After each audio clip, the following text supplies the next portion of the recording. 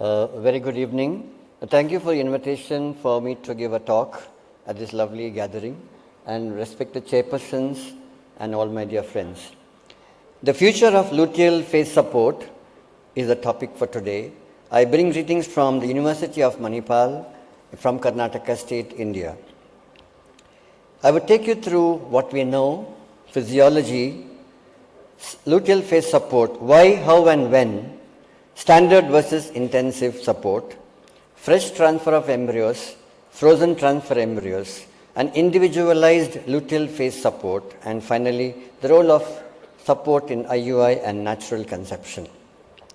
We all know it's a phase between ovulation and the next menstruation. It is deficient in patients who undergo ovarian stimulation for IVF, that's for sure. The luteal phase support, administration of pharmacological agents aimed at supporting implantation to enhance probability of pregnancy with successful outcome.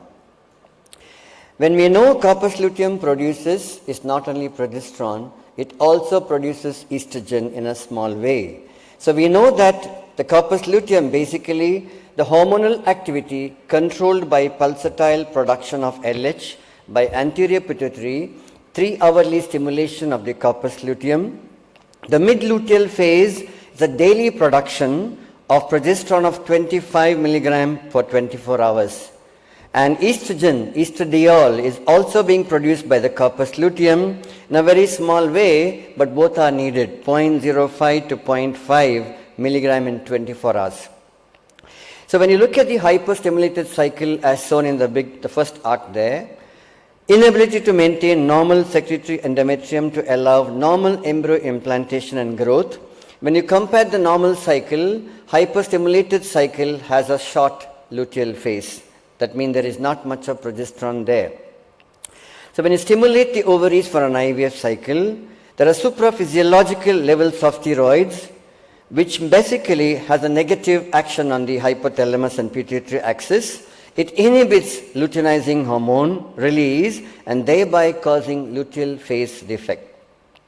The loss of pulsatile release of LH from pituitary gland due to downregulation of LH receptors is basically gets disrupted because of agonist or antagonist protocol.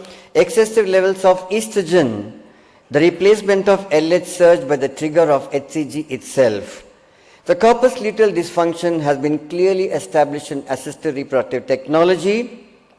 The agonist protocol, what we have a long protocol, definitely has a deep pituitary suppression, deficient LH signaling in the forthcoming luteal phase. An antagonist cycle basically has once again corpus luteal dysfunction, and moreover when we pick up the oocyte or the oocyte pickup, lot of granulosa cells are being removed and they do not have corpus luteum there. So controlled ovarian stimulation and HCG, supraphysiological sex steroid production, suppression of endogenous LH and corpus luteal dysfunction. If you look at the red one, it's a natural cycle. The green one is cycle with GnRH analog. Look at the blue one. Antagonist curve is very fast diminishing progesterone there. So if you look at the red one again there, the left one, the GnRH analog, if you give as a trigger, it is a LH surge after GnRH agonist triggering versus natural cycle. There will be a lot of corpus luteal deficiency in them. Hence, if you give GnRH analog instead of HCG, there is bound to be huge amount of deficiency. Some of us don't even transfer the embryos. Some of us do, but intense progesterone support. So the role of progesterone seems to be the secretory transformation and desvitalization as mentioned earlier. But more important is immunomodulation. Regulation of the blood flow there, and local vasodilation, and of course uterine muscular relaxation, the action of progesterone. So we know that recurrent pregnancy losses will need progesterone, all IVF cycles will need progesterone, and of course if you're using gonadotropins you have to give. Most of you are giving unnecessary progesterone in a clomiphene induced cycle or a letrozole, you don't have to give. Just for induction with tablets, clomiphene and letrozole, there is no need to give progesterone support because you're going to close the implantation window unnecessarily. But if you're using gonadotropins for a stimulation of maybe for IUI and things like that, You have to give because, when you give clomiphene and letrozole, it acts on the hypothalamus, anti-estrogenic effect. The gonadotropins acts directly on the ovaries, so you have to give support when you're using gonadotropins. Definitely, neoangiogenesis is important in the luteal phase because corpus luteal deficiency seems to be the problem in getting pregnancies. So the progesterone is the important issue there. We can also give a little bit of GnRH analog in the luteal phase. You can give HCG, but it's not popular because of ovarian hyperstimulation syndrome. And of course, research, LH says, only ESHRE says 2019 is at the moment is still under the research. Now, we use natural micronized progesterone. You can either give intramuscularly, or you can give vaginal gel, or you can give the tablets. We give 200 milligram 3 times a day. The micronized progesterone can be used, and of course subcutaneous injection can also be given at the 25 to 100 milligram per day. But oral dihydrogesterone seems to be another introduction in the last few years. We give about 20 to 40 milligram per day. It's not 10 milligram. We give 20 milligram twice a day after embryo transfer, but we don't give any more transdermal because if you give transdermal progesterone, the dose matching with corpus luteum production is several orders larger than the estradiol. It requires too large a skin system for practical application, and skin is basically rich in 5-alpha reductase, which inactivates progesterone. Hence, we don't give any more transdermal. Intramuscular, everybody knows, seems to be the old traditional injections, but it's oil-based, and the disadvantage is terribly painful, yet the patients will take because they want pregnancy somehow, but inflammation, sterile abscesses, and of course, non-compliance.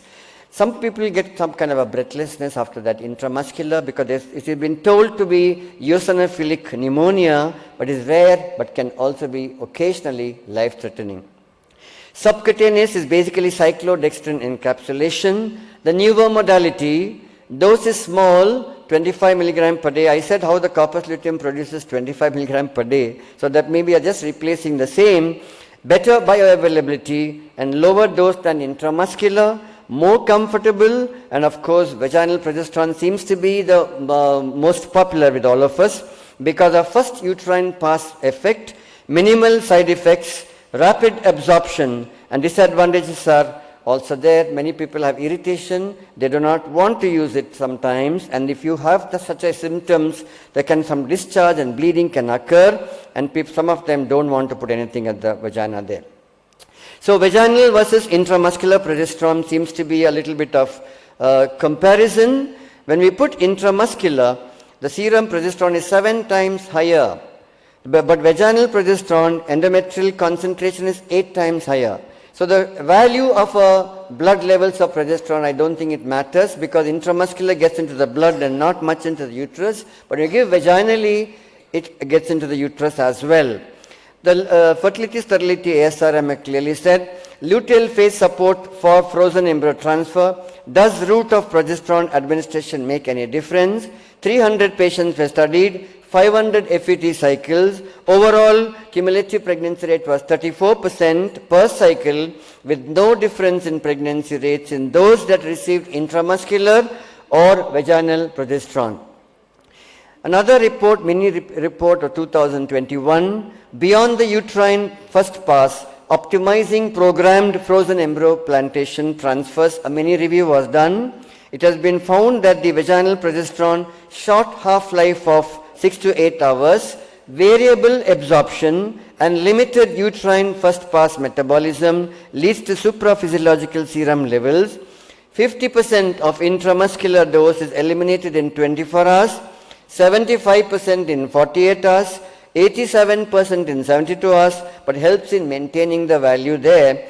However, subcutaneous progesterone, the half-life for 17 hours may require more frequent injections but may be more convenient. So if you look at all these vaginal capsule, gel, intramuscular, subcutaneously, everything has its own advantages and disadvantages. You choose individualized method to select for the patient as to what and when to give. However, ESHRE in 2019 clearly said progesterone is recommended definitely for luteal phase support, a strong evidence. Any of the previously mentioned administration routes, non-oral, for natural progesterone as luteal phase support can be used, and dydrogesterone is probably recommended for luteal phase support. The special features are high oral bioavailability, but there can be intrahepatic cholestasis. I had few patients, they come with itching, that's a little bit of not comfortable, but very small number. However, no androgenic, no glucocorticoid, and no mineralocorticoid activity, but we know that reduces cytotoxicity of the natural killer cells by blocking degranulation and shift the dominance from Th1 to Th2 cells. But there are side effects like any other medicine, so many are there, but they are very, very small in number. Lotus 1 trial established non-inferiority of oral dydrogesterone versus micronized vaginal progesterone in 2017 publication. The last line should be read. Lotus 1 demonstrated that oral dydrogesterone is efficacious as much as micronized progesterone in a fresh cycle. Once again, Lotus 2 trial, oral dydrogesterone is a viable alternative in 2018 by Greisinger. The last line to be read again. Lotus 2 demonstrated that oral dydrogesterone is as effective as micronized progesterone even in a fresh cycle.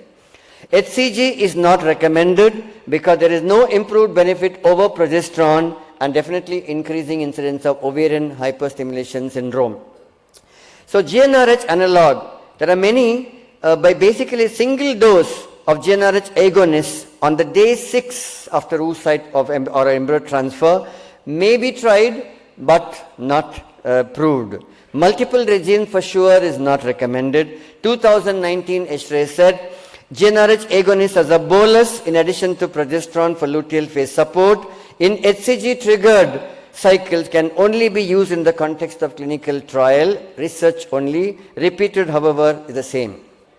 But interestingly, comparison of pregnancy rates and antagonist cycle after luteal phase with agonist versus progesterone, a prospective randomized study by Alditol have said 127 cycles studied. The last line, GnRH analog was associated with a higher pregnancy rates, odds ratio of 3.4, 95% confidence interval, and of course compared to vaginal progesterone. Another study by V. Chang et al. Have clearly said retrospective study of 300 patients, and again, but they said ongoing beneficial effects on ongoing pregnancy rate and live birth were also different.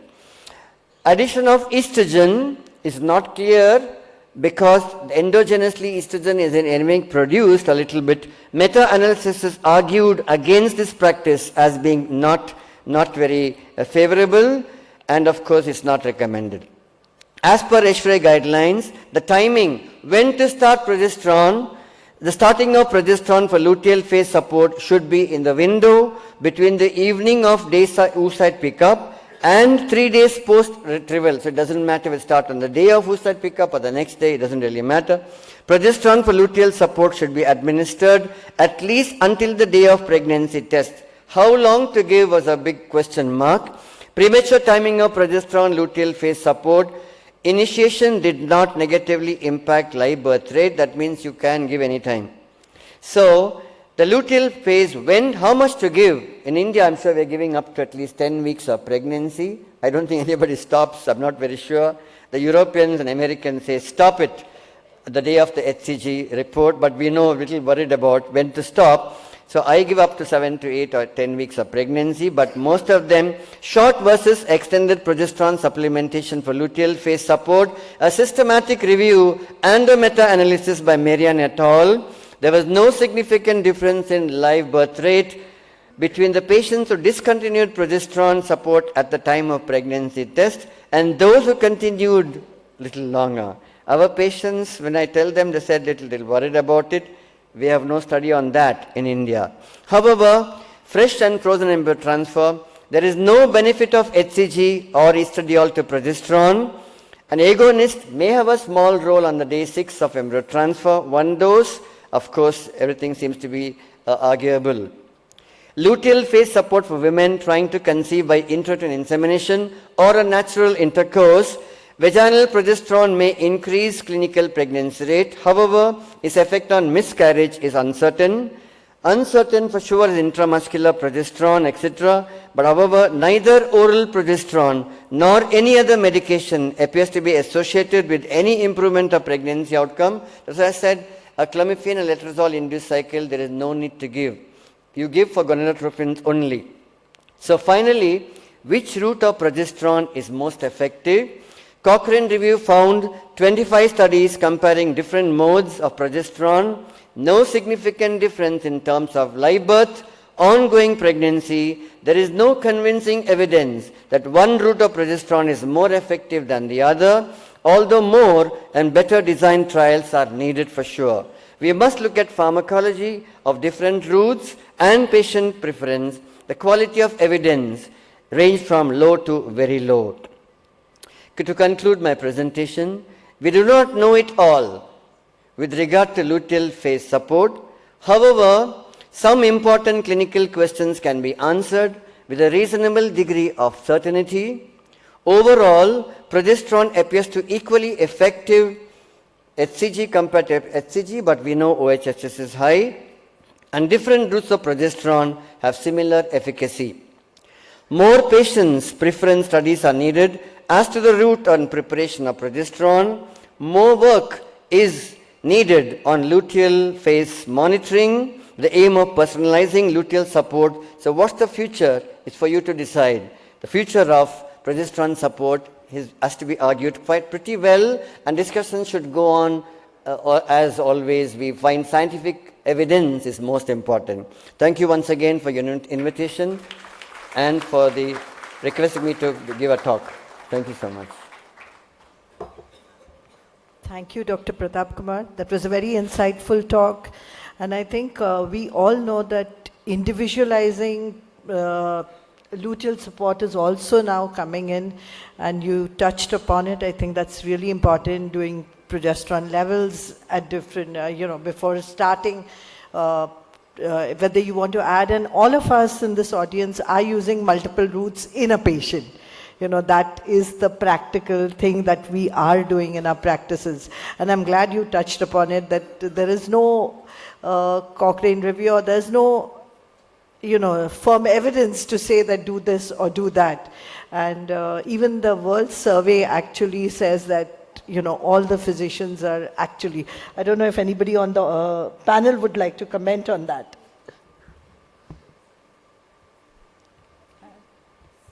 In fact, there has been a Midron study in 2021 that compared only vaginal progesterone and vaginal progesterone with dydrogestone in frozen embryo transfers. And the pregnancy rates were similar, but the biochemical rate in the one taking dydrogestone was significantly less. So this was the first study that we are all very skeptical of multiple progesterone use.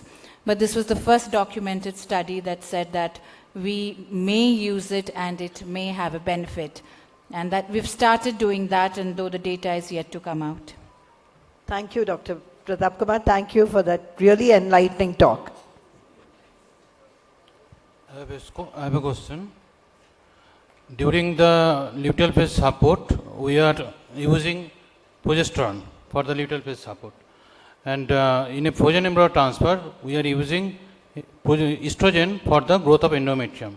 And how long should we continue this estrogen? Yeah, that's what I said. The role of estrogen is very limited. And if at all you give it till the beta HCG is positive, then you need not continue. But all the literature doesn't say estrogen has to be added along with progesterone. So we are giving estrogen for endometrial preparation, and after embryo transfer, should we stop estrogen? No, it's like that, because first of all, there's not much of place at all.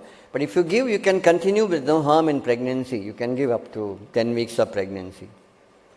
But I don't continue, because I just stop, because the exact action on the pregnancy is not well understood. Brother Bashini, you want to say? We stop it practically at between 8 weeks, 7 to 8 weeks. I mean, I continue estrogen till then. Once the beta HCG is positive. Actually, we suggest that we should discontinue after 8 weeks. Yeah, 8 weeks we stopped the estrogen, and between 10 to 12 weeks the progesterone is stopped. Yes, yes. Thank you, Dr. Pratap, for your wonderful talk. You have covered the whole aspect of the luteal support. I just want to say a word about it. Years together means more than a decade when I started, and the Crinon gel and the other gel, vaginal gel came. So we started that, but the patients were not comfortable because there was so much of vaginal discharge. And then the dufeston came. So the dydrogesterone was given orally with the intramuscular progesterone. I am very fond of that because I cannot rely one drug for the luteal support, because my patients are of the, for years I worked in a government hospital, and my patients were not that well to do to spend so much of money and without pregnancy. So always I have given the two drugs that it has to be covered properly, as now the studies has come that dufeston is not giving proper finding, proper progesterone level, and something should be added for that. So of course intramuscular is a very painful. So now with the vaginal progesterone and dydrogesterone works very well, I must tell you. This is my experience. So that's a very interesting finding, ma'am. But over the years, intramuscular progesterone with its huge side effect, I think one of the things that patients avoid IVF is because of the pain of intramuscular progesterone. And if we are able to reduce that, I think it will be a great benefit to our patients. And I'm sure we have each our experience, but we have seen vaginal progesterone with oral dydrogesterone gives equally effective results. However, in those women where there is premature spotting, where the bleeding comes earlier, we have to transfer in an agonist trigger cycle, and in some repeated failures, we are administering intramuscular progesterone. But I'm sure you'd agree that the effort should be to move away from that. I think it almost seems like every decade the approach changes. You know, when it's when we understood that we needed to give a luteal phase support early on, it was HCG first, and we had problems with hyperstimulation and OHSS and that type of a thing. Then the intramuscular. Intramuscular was painful, therefore was almost not used in Europe. And it took about a whole decade before Europe found out that if you used only vaginal, a good percentage of them were not getting adequate amount of support. Whereas it was absolutely, intramuscular was banned in Europe for that period of time. And then it became IM, and then now the current thing is the oral one. As far as the patient is concerned, it's probably the best possible way that you can give it. And I think it's fairly, the Lotus studies, I think part of it was done in India as well with some of our experts, and it's been fairly comparable to it. And I don't really mix up too many things. I stick to one thing and do it. And I don't think I've had any problems with using dydrogesterone at all.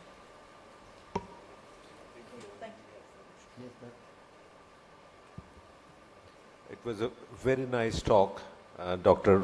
Kumar.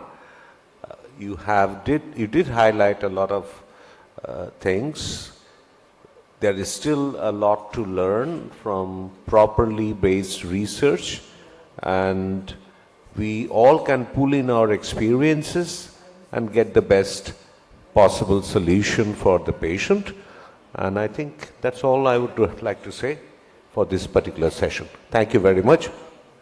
And I thank my colleagues sitting as panelists. Thank you.